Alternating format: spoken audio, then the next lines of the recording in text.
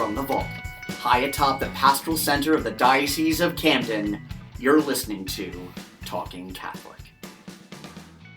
Hello and welcome to Talking Catholic. This is Talking Catholic co-host Mary McCusker, and I'm here with the other host, Mike Walsh, and we are here in the vault today. I like that I'm the other host. Just the other random host. Just a guy sitting around. I'm sorry, what should I have called you? I don't know. I just never heard anybody introduced like that before. I like it though. That's good. The other guy. The other guy. Less fun co-host. Yes, that is accurate. That is absolutely true. Hey, this is actually our last episode was or earlier. Actually, you know what? I don't know what episode this is because we're recording this one early. But this is the first episode recorded in the vault of the new year. I'm very happy about it. That's right. Yeah, your favorite place on earth, back in the vault. It's been 3 years that this podcast has been going, and my fear of this vault has not gone away at all. In fact, it's gotten worse. And I work very hard to make sure that the vault door never closes completely. And you had to step out for a second before we started recording. And who closed the vault door? You. Okay, I really wish our listeners could actually be here and have a solid visual of what this room looks like and what the door sounds like when it This room used to be a banking? Well, no, this was a records vault used by the original Camden Catholic High School in Camden, New Jersey, which burned down in partially burned down in 1966, and then they moved up the road a little bit into Cherry Hill, all of maybe not even a 9-minute drive from here. But I wish our listeners could see where I'm coming from on this one. I think most would agree with me. We'll describe it right now. It is no one wants to hear about the boring, scary vault, Mike. Well, people often ask questions about the boring, scary vault, and it is a cinder block room, cold and uninviting, with a big greenish gray metal door on the front of it and a cage door next to it. And it's small. There are no windows. The door is really, really heavy and difficult to open and close, and so I can't imagine why you would find that nerve-wracking at all. Right, no clocks. It's like a not fun casino. You lose all sense of time and space and everything. We used to have a clock in here, but it made noise, so I took it out. Oh, I know, it's the worst. One day we'll have a visual podcast of what this looks like, so people don't think we're insane. We did do that once. There was one YouTube video, or I don't know if we did put it up on YouTube, but there was one video that was shot for Facebook that took place in the vault. It was sort of a. You couldn't have found a prettier backdrop than this place. I had very attractive guests on that day, so I was like, I'll videotape them instead. It was Marinella Nunez, who is one of our co-hosts of the Compartiendo to Dawn, Jose Gonzalez, who's the other co-host, and one of their friends, and someone who's been on the show a few times, Claudia Trani Melgar. And we threw my little tiny Mevo camera up in the corner, which is also what Domestic Church Media uses to shoot some of their video. And we shot an entire hour in here. And when I was done with it, I realized there were 5 people in the room. 3 people looked great. 2 people looked like me and Pete, my co-host at the time. And I was like, I don't need to do that again. So you were actually in the video. You weren't just recording it? Yeah. Did I say Jose Gonzalez? I meant to say Jose Rodriguez. Yes, you did. And I didn't know if I should step in and correct you on that. No, you should, because I am absolutely wrong. And I've done that to him a couple of times where I butcher his last name. So Joselito. I apologize, Jose. You can call him that, too. I don't call him Joselito. For me, he's just plain old Jose. But he's a really great guy. Anyway, so we did shoot one video in here, and it looked like you were shooting a bank vault. And regardless of how attractive our guests and hosts were. So I was like, you know what? We don't need to do that again. With the ladies in there, that's... Yeah. Oh, and they're fantastic. And that was actually a really fun episode. If you have a chance, go into our Facebook page. It's you just find it in the videos section. It was a lot of fun. That was a good day. It was nice. But we'll never do it again. I was about to say, I really hope I never have to. No, I will if anyone sees me on camera in this vault, I usually sweat a lot and start shaking eventually. That's and not true at all. Yeah, no, it is. But luckily, our guest here is a very soothing presence. He is. And his first return in 3 years. He was our 8th guest ever. This is now our 150. This is actually, oh my goodness, I just realized this is our 158th episode. So we had to wait 150 episodes to bring you back as a lone guest. We had you on one other time as part of a group chat that we did. But we got Rod Herrera with us, the delightful and wonderful and fantastic Rod Herrera. Oh, I thought I was Jose Rodriguez. No, I mean Jose Gonzalez. I got your name right. You did. That's the difference. Herrera Rodriguez Gonzalez. It's very difficult to butcher your last name. And as I told Rod, the first thing I did when I woke up this morning, because I forgot to do it yesterday, Mike said I would be the co-host for this podcast. He said, Rod was interviewed. He was one of the first people on the Talking Catholic co-host. So go back and listen to, or on the Talking Catholic podcast. So go back and listen to the one he did. No, actually, don't do that. I went back and listened to it today. I was talking to Rod about this while you were out of the room. I listened to it as well, and I was like, oh, man, the sound quality is horrific. I did notice that. Yeah, it was before we figured out what we were doing. My point is that that was how I started my morning, and I thought, wow, I pass by Rod all the time on this floor. It's usually leaving your office, so I'm probably stressed or mad about something. But I didn't even know the half of what you do, Rod. So it was a very educational podcast, and it got me really excited for this one. Oh, okay. So welcome. Rod, what do you do? Since we didn't actually introduce you by your title. Yeah. So I am the director of the Office of Child and Youth Protection for the Diocese of Camden. Since 2002, every diocese in the country has somebody like me in that kind of an office. And throughout the country, some of the offices are called Safe Environment. I think most of them are called Child and Youth Protection. So it's my responsibility to make sure that every adult who interacts with children on a regular basis in this diocese, whether as an employee or as a volunteer, is background checked and cleared, and that they go through Safe Environment training. We do the background checks every 3 years on everybody, and we do the training every 5 years.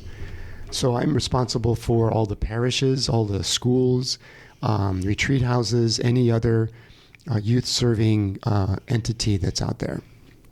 That's a lot. I know at Catholic Charities, the volunteers who come in and all of our staff, we've all undergone that training. And I remember saying at first, why do I have to do it? I'm in marketing communications, but there are children and youth everywhere in the building. So right. I can see why it's important. Yeah. Right. And I know we'll get into a little bit more of the details, but when we start talking about the training program that we do have, a lot of people come up and say, this is such a good program that we ought to have every parent attend this program because there's a lot of relevancy. There's a lot of relevance. Relevance. Did I just make up a word? Let's make it a word. We'll make it a word. That affects parents. Even if they're not volunteers at the parish, if they're not catechists or CCD teachers, there's just so much about the training program that every parent should hear and should know about. And this is, I often wonder how people react when they hear about this program and the programs, but particularly the child and youth protection. And a lot of it came out of the sex abuse, the clergy sex abuse scandals of the late 1990s and the early 2000s that have go back generations, unfortunately, and with great sadness I say that. It's something that I've been focused on in my job in marketing communications, obviously, for a long time. It's something that the diocese have been struggling with for decades now, since it's all come to light with the Boston scandals in 2002. But I think it's important to know this is an area where the Catholic Church there is no messing around with it anymore. Mm-hmm. There is no trying to be cute with it. There is nothing. It is you get this training or you don't work or volunteer in a parish, school, or ministry. And if you are we'll get to, actually, that's a question I want to ask you down the line, but this is not something that your office, Rod, has been praised repeatedly by Bishop Dennis Sullivan in our diocese for doing such a great job of making sure that the diocese follows the mandates that came out of the 2002 charter after the scandals first became so public. Actually, can you talk about the charter a little bit, just sort of the history a little bit? Sure, I'm happy to. So January 2002 was when the scandal broke out from Boston. The Boston Globe covered the story, and there's an absolutely incredible movie called Spotlight, which I heartily recommend. It does talk about the abuse that happened in Baltimore and Boston. As a result of that, the United States Conference of Catholic Bishops decided to create a document called the Charter for the Protection of Children and Young People. And within that charter, which was ratified by all the bishops by the June meeting that year in Dallas, in that charter are various articles that deal with the protection of children. Two of the articles would guide my office. So Article 12 and Article 13. And one of those articles talks about how every adult in contact with children and every clergy, so all priests and all deacons, regardless of whether or not they have contact with children, will all be background checked. Mm-hmm. The charter doesn't talk about how the background check happens, because that happens different in every state. There are state rules and laws that tells us how we can background check. Like some states don't do fingerprinting, a lot of states do. And then the other article talks about safe environment training. So, and again, it doesn't point to a specific program, because there are many programs out there that different dioceses use. But every adult has to be trained in the area of recognizing child abuse, and specifically child sex abuse. And it also talks about how every child, so every child in the schools, every child in the catechetical programs in the parishes, all the children of youth ministry programs, they all have to go through some kind of a safe environment training program. Yeah. And then there are other articles. So, for example, there's an article that specifically addresses the fact that no priest who has been credibly accused of sexual abuse will be moved to another location. Mm-hmm. Because as we all know, unfortunately, that was happening. Before the charter happened, a priest would be accused of sex abuse, may or may not have been sent away for psychological evaluation, would then be deemed healthy and suitable to return to ministry, and then would go to another parish. Mm-hmm. The thinking being that perhaps father learned his lesson and won't abuse again. So there's an article that specifically addresses that will never happen again, that when a priest is credibly accused, or a deacon, he will be removed from ministry immediately, and if the accusation turns out to be credible, he will be removed from ministry permanently. Yeah. This is certainly something that I think a lot of Catholics have certainly seen in the press with some regularity. Each of the dioceses have been doing yeoman's work in making sure that the priests in their area and have met all of their, have been background checked. Everything's gone through their records are clean. But the truth of the matter is, in dioceses across the United States, as these things happen, we are finding, in many of them, that there are priests in their midst that do need. This happened in Philadelphia, I think, within a month recently, where a background check of the files revealed that there had been previously unknown issues, and that priest was removed by the policies in line. I think a lot of Catholics, I do think that there has been a burnout a little bit for some Catholics who've heard this story a lot, and like, okay, we know sex abuse happened in the past, and the Catholic Church is doing what it can. It's time for us to move on, and there's a truth to that, and I think it's hard for people to listen to, and I do hope that people will listen to this podcast, because it's good for you to be informed about everything the Catholic Church is doing to protect youth and young adults. In New Jersey, we've been running, or in the Diocese of Camden, we have been running something called CAP training for decades. I've been CAP trained two different times, and then we recently migrated to the Virtus training program, and I went through that very early on when it was done, mostly because I was curious to see what it was like, and it's like anything else you deal with related to sex abuse. There's a level of difficulty to it, but it's incredibly informative. There are stories that are really quite bracing that you hear.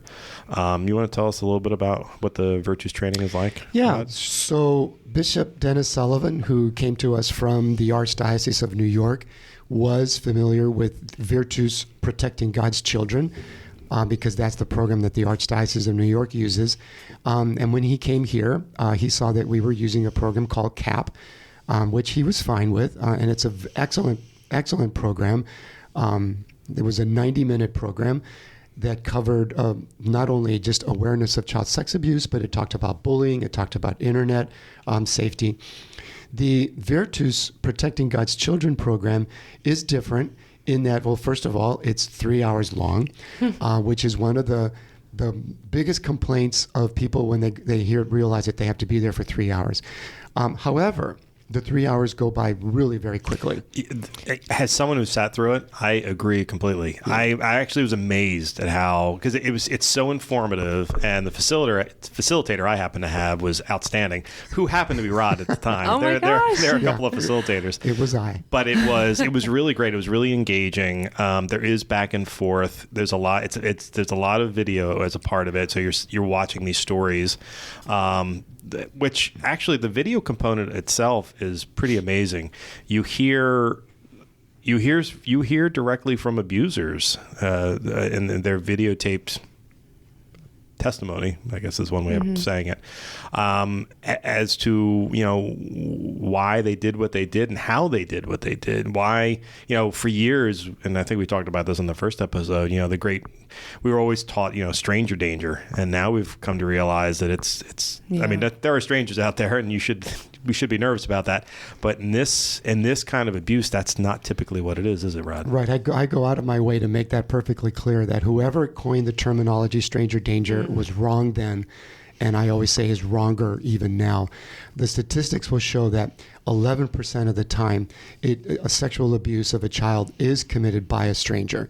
But that means that 89% of the time sexual abuse of a child happens by somebody that the child knows and that the family knows. And of that 89%, a third happens within the biological family. So one of the things that I do say is, although this was horrible, what happened in the Catholic Church, this is not a Catholic Church problem. This is a societal problem. This is a problem that happens in the public schools. It happens in the Boy Scouts. It happens in YMCAs. It happens. So what this program does is it teaches people to recognize the signs of a child who is or has been sexually abused, and also teaches us the warning signs of a potential predator. So because all the molesters kind of fit a pattern of the kinds of behaviors that they do, we're able to recognize some of those inappropriate behaviors. And then it teaches people what to do once they have a suspicion. Mm-hmm. So that's the value of the program is, as you said, Mike, you get to see videos of molesters talking about how easy it was for them to groom a child.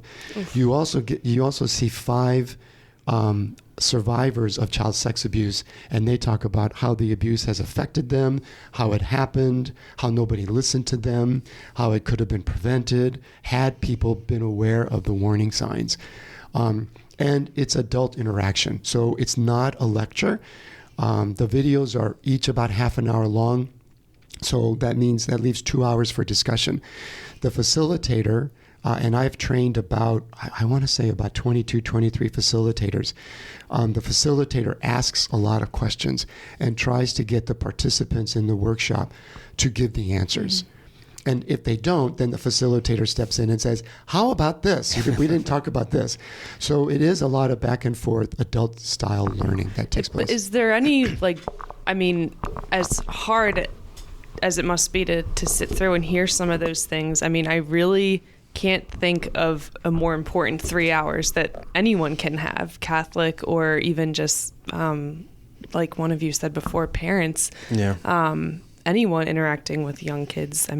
That's a really important 3 hours to take with you. It's genuinely fascinating. It is. I remember my training, and I remember kind of rolling my eyes like, okay, so, I hate to say I was this ignorant, but they're probably just going to say stuff like, if there are bruises on the arm, basic things like it was so much more than that. Things that I would have never in a million years thought of. And it's really stuck with me. And it was interesting and engaging. And, that's just so important. It really is. I mean, I'm not telling everyone should, go on a Saturday night, go out to Virtus training, as opposed to going to the movies or something like that. Yeah. But if you are requested or if you want to volunteer at your school and they tell you, well, you need to be child protection trained, man, don't stop. I mean, do it. First of all, you want to be an active part of the community, and not taking part in this kind of training will prevent you from doing it. Mm-hmm. Or else. In the diocese, it will prevent you to do it. If you're somewhere else in the country, it better be preventing you from doing it. But I was the same way. I was like, the first time I did it, I was like, oh, come on, really? Do I have to do this? Mm-hmm. And then the second time I was like, now, and that's part of the thing is that you need to be re-upped. If you're a regular contact and you're regularly part of it, you need to be re-upped. What is the schedule for being re-upped? The policy of the diocese is that everybody is trained every 5 years. So when you look at it that way, to ask somebody to set aside 3 hours every 5 years, it really is nothing. Yeah. It really isn't. And the focus has changed from when we first started this. My office started in October of 2004. And at that time, people were still really angry about what was going on in the church. And so people were complaining that, why do I have to get fingerprinted? Why do I have to go to this training when this is all because of those priests? Yeah, right. And the focus has shifted from that to, it's not about the priests, it's about the children. Mm-hmm. It's about what can we do to keep our children, to keep God's children safe and protected. And what do? We learn about child sex abuse. We learn about the signs. We learn about how to talk to our children. We learn about how to keep them safe on the internet. We learn about how to stop bullying. So it's all about protecting children. It's interesting what you said about how, the nature of this kind of evolves over time, especially with internet and social media. I mean, this is an anecdote from a few months ago, but I was sitting with a couple girls. One was in middle school, the other in high school. This was during a rehearsal dinner for a wedding. I figured, I'll see what the kids are up to these days, because they were both just glued to their phones. Yeah. And I kind of, tried to strike up a conversation with them. And the one girl was on Instagram, and neither of them were looking up from their phones at all. And I said, so what are you up to? I'm on Instagram. She said, I'm about to block this guy. He keeps messaging me just very nonchalantly. So I kind of said, oh, what is this person saying? And she said in the most nonchalant, she didn't even look up from her phone, and she told me what the message was. And it was very, very disturbing. Wow. It was a very predatory type of situation. I said, do you get messages like this a lot? And she said, yeah. Still didn't look up from her phone. I said, have you talked to your parents about this? She looked up from her phone and said, oh, no. I don't want them to take away my phone. I can't have that happen. And I felt like I got hit over the head by like a 2x4. Like, we are not in Kansas anymore. Times have changed. And like you said, like 9 times out of 10, it is somebody who the person knows. But I imagine with internet and social media, things have evolved in a kind of a scary way.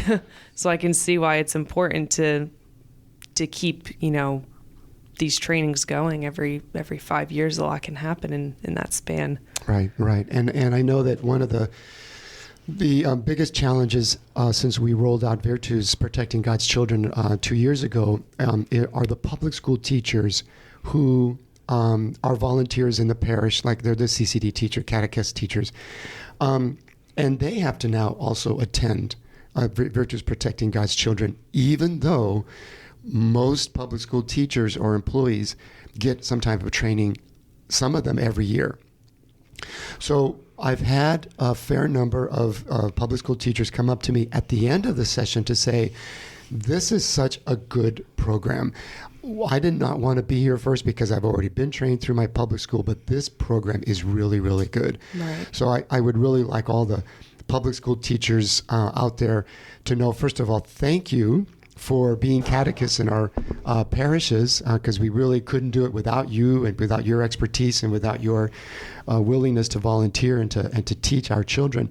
So thank you for that. But also, when you are told by your catechetical leader that you have to go to Virtues Protecting God's Children, you'll really enjoy this session. It's a good program. And go ahead. No, it is, it is important and it is good, and there are a lot of levels to it. So it isn't just, as I recall it, is it broken up into 5 parts? For some reason, the number 5. The number 5 should stand out, Michael, because you were taught in this session. So there is a plan to protect our children.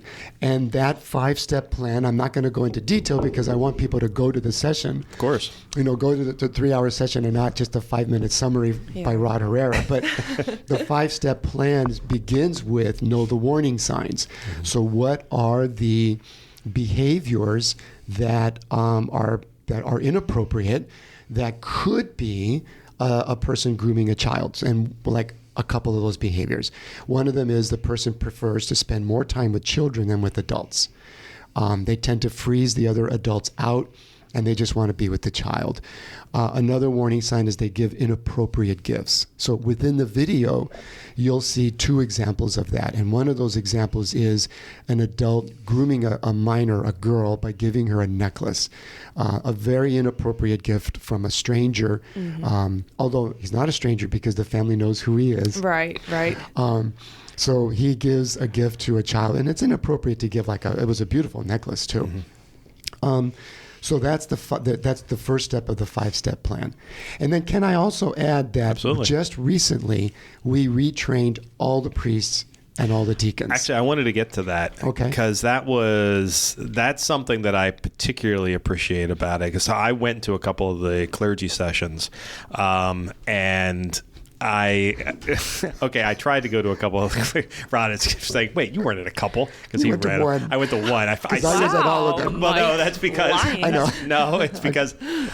What I meant, you're right, okay. Absolutely, because I had hoped to go to 2, and I ended up having to send somebody else in my place. You did, but then that to take some photographs, just so that we wanted to promote the fact that our clergy were being trained.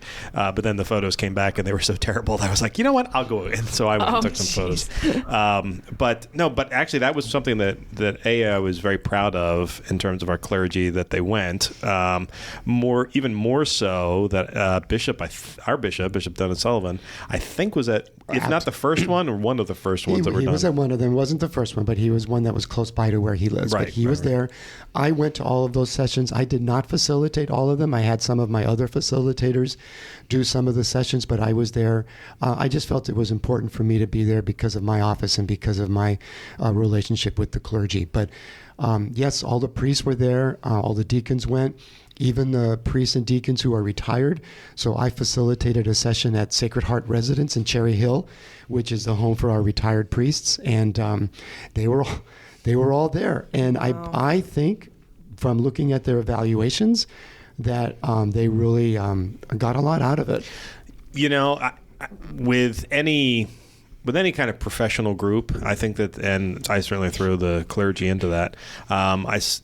Sometimes you might have a tendency to bristle, and certainly like I used to do before I came to work for the diocese and had a better understanding of child and youth protection.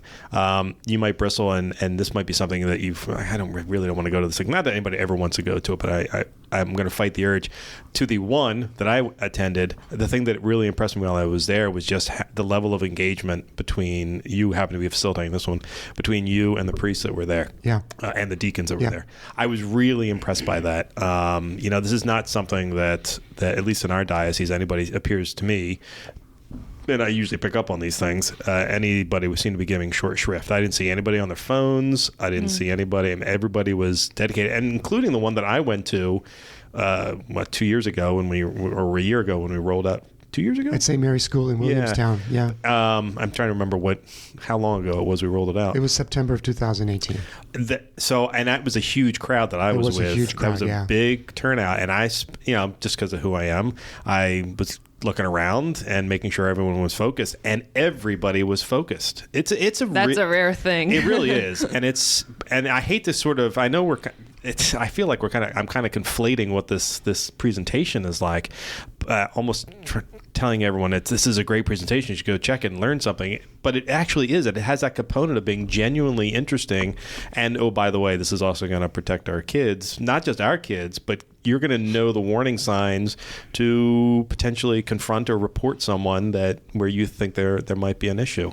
I mean, the first thing we tell, we've, since February of last year, well, the entire time I've been here, we spend a lot of time throughout the year promoting your office, the 1-800 number that people should call to report abuse if it occurs with any of our clergy, and so forth. Since February of last year, of 2019, when we released the 56 names of credibly accused clergy in South Jersey, along with the announcement of the Independent Victims Compensation Program, which I should note, by the way, has been extended in New Jersey. The original deadline was the end of 2019. It's now been extended to register until January 31st of 2020, with all claims to be filed by February 15th of 2020. So that extends, if you are someone who has been abused by a member of the New Jersey clergy, by all means, we hope you would go to the Independent Victims Compensation Program to file a claim. But I actually completely lost my train of thought just now. What was I about to ask you before I delved into the IVCP? Oh, I think I was going to say about, this is something we really promote a lot, and it's the kind of thing that I know that sometimes it'll fall on deaf ears. Sometimes, there might be a burnout to it, but this is not something that's, as we've seen over the last 20 years, this is not a subject that's going to go away. A. B, like you said earlier, it is not confined to the Catholic Church. And C, by doing these training classes, you're really just bettering yourself and protecting your kids. You are. And also what needs to be said is how prevalent child sex abuse is. And we talk about this during the session. Statistics will show that about 20% of all women were abused before the age of 18 sexually, and about 10% of all men. So it is horrifying, and one of the things that we know about those statistics is that they're probably underreported. Yeah. So it's more than likely about 25% of all women have been abused sexually when they were a child, and maybe anywhere between 6 and 7% of all men. Closer to 10% of all men. Men especially underreport more than women do. And the sensitivity has to be there with our facilitators, that means that within the participants, there are going to be victims of child sex abuse who are there. And sometimes they share. And sometimes it's very emotional for them, and they're not able to stay. They get up, they walk out because it's just too much for them. But what was really important to note, too, is that when I did these sessions for the priests, that I wanted them to be aware of those statistics, because they need to know that within their congregations, when they're preaching a sermon, when they're interacting with their parishioners, there is a high number of people, men and women, who have been abused sexually when they were children. Yeah. It makes you look at crowds of people very differently when you have those statistics in mind. It does. And I will talk about that in the session, about how I don't want, at the end of the session, everybody to believe they're thinking that everybody's a molester, because that would not be healthy for them and for everybody else. But to at least have, and they should have, a healthy suspicion of everybody. So I talk about in these sessions, one of the other inappropriate behaviors is taking pictures. And one of the molesters on the videos talks about how he took hundreds of pictures and put them in a picture album. And these pictures were mostly of 5 to 10-year-old girls, blonde hair, blue-eyed girls. And he said the parents should have picked up on that. They should have noticed that there was something wrong with him taking all these pictures. So I tell all our participants, the next time you're at an event and you see somebody you don't know taking pictures, by all means, go up to that person and say, "Hi, my name is so-and-so. Who are you and why are you taking pictures?" That means you, Mike, and me for that matter. And I do say, as photographers, we do keep that in mind. Yeah, it could be somebody from the Star Herald, but they're going to be walking around with an ID. That, Mike. Sorry. I'm sorry, Rod.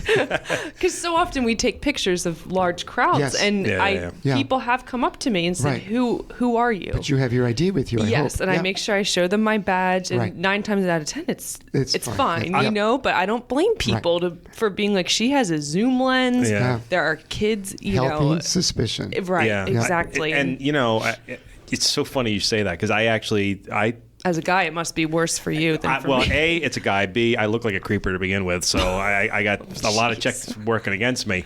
But my son plays in all sorts of sporting events. I will take, and I'm a photographer, I love taking sports photos. So I will take photos of his home games where mostly everybody knows me, but I will not take photographs when it's an away game, because I'm just going to look like some dude creeping on the kids. And quite frankly, it's not because I'm afraid of being accused. It's because I don't want to make the other parents uncomfortable because there's this guy there, and I don't want the kids to feel uncomfortable because who's this weird guy taking pictures. And I don't like that I live in a world like that, but I have to accept that that's a reality. You were saying something about, the young girl who was looking at her phone and sort of being accosted via social media. That is something. My son has now hit that stage. He's 11. He got his first phone for his birthday. And it took a little while. He was mostly just playing games on it for the first 6 months. But in the last 2 months, he and all of his friends are on all the social media apps. And when I gave him the phone, I told him, I said, "Listen, this is your phone, but it runs on my systems. I pay the Verizon bill. I do all that stuff. That's my phone. And I will go on to it anytime to make sure that you're not doing something stupid." But actually, the real reason I'm going on there is because I want to make sure he's not getting things. And he and I have talks about, if somebody you don't know contacts you and they ask you something uncomfortable or something you don't understand or whatever, or a link that you don't know what it goes to, come to me. Mm-hmm. Don't open it up. Come to me. Let's have a conversation. And meanwhile, you're probably treading around the fear. That's what I got from this girl, that her phone would be confiscated. Well, so that probably adds a whole new layer of... Because I know that, because of the trainings I've gone, because actually that's something that comes up in the Virtus training, as I recall. I do not threaten to take away his phone if something goes wrong, because I want him to feel comfortable to come to me if there is an incident of some kind of... Thank God, so far, and there doesn't seem to have been any incidents, but as he gets older, I know that may happen. And the flip side of it is, I also want to make sure, this is, in addition to sexual abuse, bullying is always an issue as well. Yeah. And as a young boy, I do worry about him not only being bullied, but I also worry about the possibility that he could be the bully. So I want to make sure that I'm keeping it. That's so refreshing to hear somebody say that. Well, I feel like it's always the one-sided, I want to make sure my kid isn't being bullied, but never the other way around. No, I think it's important. I think parenting is... I think he's an angel. I've met your son, but just keeping that in the back of your mind. You never know, and just staying on top of that must be important. Yeah, and I think, if we looked at a lot of what we learned in both CAP training and Virtus training, the predecessor of Virtus training, was a lot of making sure that who ends up being victimized were young kids, particularly as part of the clergy sex abuse, but I suspect this is across the board, were young children who didn't have a strong parental figure, if not both parents, and they were short one parent or something like that, and they were kind of cast into the world a little bit, and they would find other, parent figures, and that would be where these strangers would show up. Not strangers, actually known entities would come up and become abusers. We're still so inclined to use the word stranger because, why? Like Rod, you said, the stranger danger, but we gotta get rid of that because it is somebody that they know. Right. But that phrase is still like kind of embedded in our minds because that's what we grew up hearing. Don't talk to strangers. But, there's more to it than that. Well, yeah. And just going back to the part about, the parenting stuff, that's why it is so important to be an active part of your kids' lives. I mean, I'm not advocating everyone become a helicopter parent, and I don't want you to smother your kids.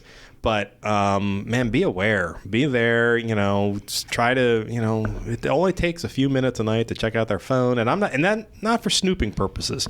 I'm not saying I need to know all my kids' secrets. There's all sorts of secrets I don't want to know. I now have niece and nephews that are all senior in high school and in college. And I've gotten to the point now that I realize, because I'm a good judge of people, and I'll be chatting with them, and I'm like, there's more to this story, but they're not going to tell me, and I'm not going to ask, and I don't want to know. So, I'm just hoping that, with my nieces and nephews, that their parents and myself and the rest of the family have trained them well enough that they will make good decisions as they are older, because there are things that they're not going to share. But it's also good that, we're all reminding our kids of what a good decision is versus what a bad decision is. And kids are going to learn through failure and difficulty, but parenting is so much fun, Rod. It is, isn't it? Yeah. I don't know what that's like. Your parents, I'm sure, thought you were an angel, Mary, the entire time. Well, a friend who's very, very close to me, one of my male friends, he was abused sexually when he was a child, and I was the first person he ever told. And hearing that was just flooring, because I know his parents, and they're vigilant, they're smart, they're intelligent, but he grew up in an area where it was very normal to kind of, people leave their doors unlocked, and it's kind of like a communal effort. The kids play together, and this was back in the early 90s, but it's not weird for a neighbor to come into your house and check on the kids. It's just, that's the kind of area, and that was the mentality. And I mean, it's just, if those warning signs, though, I feel like things would have been different if people had an opportunity to go through this training and recognize even the subtle warning signs. I can't help but think, wow, things would have turned out so much differently for him. And luckily he is, I said, you need to talk to a professional, because I am not one, and he is actually doing a lot better since he sought help, which he was very hesitant to do, understandably, but how different things could have been. And one of the things that I talk about in the sessions is that this is not about bad parenting. Right. It's about very careful manipulation on the part of the predator. The grooming process can occur not just for the child, but also the parents are groomed. So the molester gains the parents' trust through a long, careful, long drawn-out process called grooming.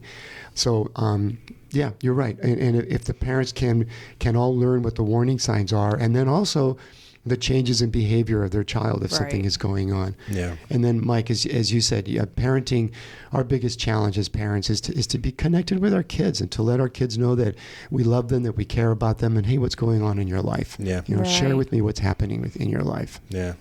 Yeah, and sometimes it's difficult because our kids drive us insane, and in a beautiful, loving way. But they drive us insane, and I don't want to hear another story. But sometimes I have to force myself to, and I do it. And I will admit that I do. I have learned from great predecessors of mine who are parents and people around me that I consider are very good parents, and trainings like this. I also read a lot about, and I'm not saying I'm like a self-help junkie or anything like that, like reading books all the time. I never read books, actually. If it's a self-help, that's not something to brag about, Mike. Come on. No, I'm not bragging about it. It's a character flaw of mine. If it's a self-help tweet, I probably read it, but if it's a self-help book, I probably haven't read it. But these kind of trainings have educated me, and I do, and not that I point fingers all the time, but I do look for red flags. My son, he's in Scouts, he plays all the sport, a lot of the sports, and I do notice what the coaches do. I do notice what the other parents are like. And I'm not saying that I'm fixated on like everybody's an abuser or something like that, but I am more conscious of it. And I think and I don't stop Jack from doing anything. It's like, my son's name is Jack. I want him to do all these things, but I'm not just going to release him into the wild and then have faith that nothing will happen. Yeah. I have faith in many things. Humanity sometimes is not one of them. Yeah. Rod, this might be an odd question, but there was recently a Dave Chappelle skit where he was talking about how his kids, they have drills in the event of like an active shooter in the building. And he said something like, I was kind of half listening, why are we having, these sessions if there's a shooter who's a student and now they know what the drill is and, where to go and what to look for and what the signs are of a shooter. Isn't it kind of like educating them how to be more careful about it? It kind of reminded me of this. Like, I'm wondering, it's so good that, we're able to have these conversations more openly than in the past, and that these trainings are, taken much more seriously now. But I don't know. I guess my question is, since it is more commonplace to be trained on this, do you think you're trying to ask does it sometimes teach predators how to be better predators? I guess so. If that question does come up every now and then. It's a good question. It's a very good question. Because I know it's such a good thing, but I don't know. I'm just curious. Well, I think the answer to that would be it doesn't necessarily teach the molester how to be a better molester, but it certainly lets the molester know that he or she is now, they're on notice. Yeah. That other people are going to be aware of their behavior, and it's going to make it more difficult for them to be able to groom a child. Yeah. Well, that's definitely good. And, if there's any way to look at it, if that actually is a legitimate concern by other parents and interested parties, the truth of the matter is if that's the case, it just levels the playing field, because it was everyone else being unaware that made it easy to be a predator back in the day. Right. And if this is making it more difficult for predators to be predators, then we win. So be it. The more awareness, the better. Yeah, I mean, predators are going to, we don't talk about it a lot, but, this is not an out in any way, shape, or form to those who have been predators. But a lot of it is, these are psychologically damaged people. This is a layman's way of saying it for me. Rod would have a much more educated way of saying it. But these are damaged people who oftentimes don't have the ability to stop themselves. Yeah. There may be great thought put into it, but their inner demons come out and they listen to them, and this is how it happens. And it's unfortunate because a lot of them have been victimized themselves, right? Isn't there a recidivism type of... Yeah, when I'm not the expert. If anything I've said is like off base or inaccurate, I'm sorry. You can correct me. No, that's all right. No, when molesters are interviewed, we've learned that about 80% of them were molested. Oh my gosh, 80%. 80%. But that does not mean that every child who is molested goes on to become a molester. Absolutely. Right. But yeah, molesters, 80% of them were molested themselves. Yeah. My goodness. And that's why it's important that for all the work that we do in the Catholic Church who has routinely now post 2002, post the charter in New Jersey, the memorandum of understanding between the dioceses and the Attorney General's office and all the county prosecutors to turn over all information as soon as the diocese is notified of an abuse, credible abuse incident. Or any incident, actually, that's up for the law enforcement now to decide if something's credible or not when something new comes in. It's. I completely lost my train of thought again. We're just going off the rails here's the today. thing: there's so many layers to this story, and I try to remember everything because I've written about this stuff a lot. Certainly, Rod lives it a lot. Let me pick up on something you just said because it's really important. It used to be in the church that when there was an allegation of abuse against a priest or a deacon, that the diocese would do the investigation. The diocese would look into it, and that was all across the country. That doesn't happen anymore. Now when there's an allegation that comes out, our first phone call is to the police. And we even encourage the person making the accusation, call the police or the prosecutor or law enforcement, anybody in law enforcement. Have them be the first to do the investigation, have them be in charge. Yeah. Because we all know it just didn't work well when it was the Catholic Church investigating it. Right. And that's an example of not a failing necessarily of the Catholic Church, although the Catholic Church failed terribly. That's oftentimes an organizational problem, and that was an organizational problem for organizations across the country or across the globe. Oh, sure. That you would do it. No one ever wants to bring in outsiders to look into a situation. The Catholic Church, on the other hand, this is what I was going to say where I lost my train of thought, is now when people look at organizations who are doing the right things when it comes to particularly when it comes to sex abuse, it's the Catholic Church that's held up to the great light of, look at all the things the Catholic Church is now doing. This is the last place you ever want to do something wrong. And that's not to say something won't go wrong in the future in this diocese or a diocese outside of the area, but this isn't. If something goes wrong now, sideways now, there was a great failure in leadership and following policy, because the policies are now, they are set in stone. There is no getting around them. If something happens, and I've been a part of these things, thank God we've never had an issue, but when anything even remotely, anything happens, if in one of our schools, if there's a threat, the first thing that happens is the police are called. Mm-hmm. There's none of this trying to take care of it ourselves. Right. It is we check with somebody else first. We call the police. Yeah, that's so important. It really is. It's good because it's an independent person that comes in and is able to look into a situation. Rod, I wrote this down as something I wanted to ask you about, and I want to make sure I don't forget. But I know that last year there was a national conference. Oh, yes. And I remember on the podcast I listened to this morning, you said, and actually next year it's coming to New Jersey. Right, so right. How did that go? And you were selected out of all your counterparts in the country to host this big gathering. How was it? I I was not selected. I volunteered. Oh. Right? So we have an annual He's conference a little crazy. For people in my office, directors of child and youth protection, as well as victims assistance coordinators, which we didn't talk about during the session, but every diocese also has a victims assistance coordinator. So every year, all the dioceses are invited to an annual conference. And in 2019, Camden was the host. It was at the Crown. I always say Crown Royal. It's Crown Plaza.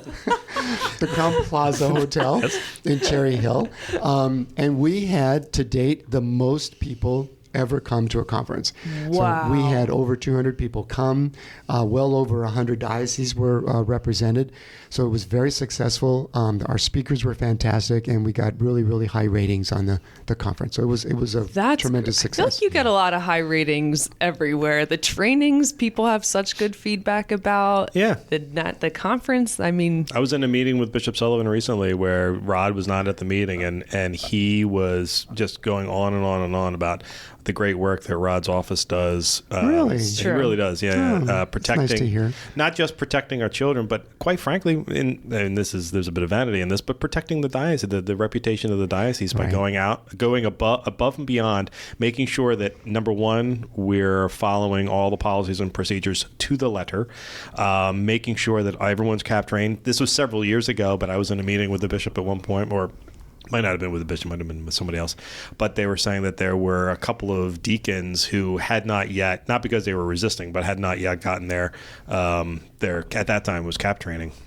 And the bishop laid down the law and says, if they are not CAP trained by this date, I will remove their faculties, their ministering faculties. And they got it together, and they got trained, because he was not messing around. Yeah. And none of us mess around with that stuff anymore. Nope. Which, don't get me wrong, I think for many people this is a depressing topic because it's something we don't want to deal with anymore. I assure you, for Rod and I, it's we deal with it more than pretty much anybody else. In addition, aside from the victims assistant coordinator, which we did not talk about very very much. But if you call the 1-800 number to report sex abuse, child sex abuse in the diocese, the person you will be connected with is the Victims Assistance Coordinator. Thank you, VAC. And she is a fantastic woman who does great work in the diocese and is wonderful. And her predecessor was great as well. And they will be able to help you in really wonderful ways if you are a victim or a survivor.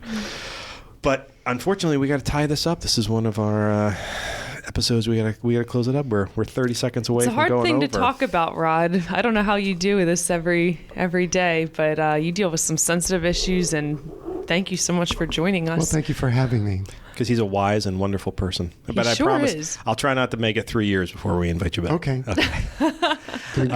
We'll meet tomorrow? Well, it's Saturday tomorrow, so probably not. Okay, no. Maybe soon. All right, everybody. Thank you very much for listening, and have a great day.